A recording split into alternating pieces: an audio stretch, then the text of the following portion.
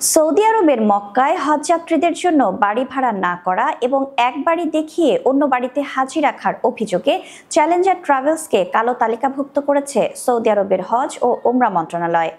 এটি ১৬টি হজ এজেন্সির সমন্বয়ে গঠিত একটি লিড এজেন্সি। এর অধীন ১৬টি হজ এজেন্সির ১,০১৮ জন হজযাত্রী রয়েছেন। তাদের মধ্যে অনেকে ইতিমধ্যে মক্কায় পৌঁছে গেছেন। বিস্তারিত দেখুন ডেস্ক রিপোর্টে।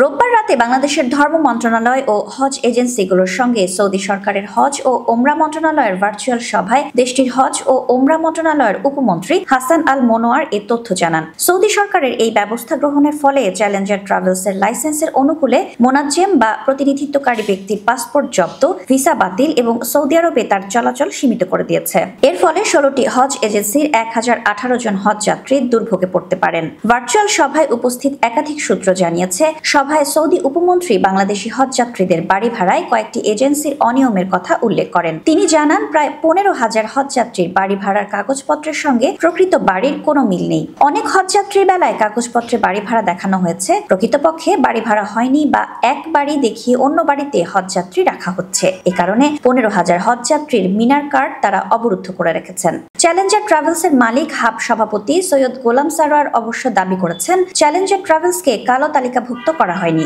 কালো তালিকাভুক্ত করার হুঁশিয়ারি দিয়েছেন সৌদি উপমন্ত্রী। মূলত ইউসুফ এয়ার নামের সহযোগী একটি হজ এজেন্সির নিবন্ধিত ৩৫ জন হজযাত্রীর বাড়ি ভাড়া সংক্রান্ত অনিয়মের কারণে এই জটিলতার সৃষ্টি হয়েছে।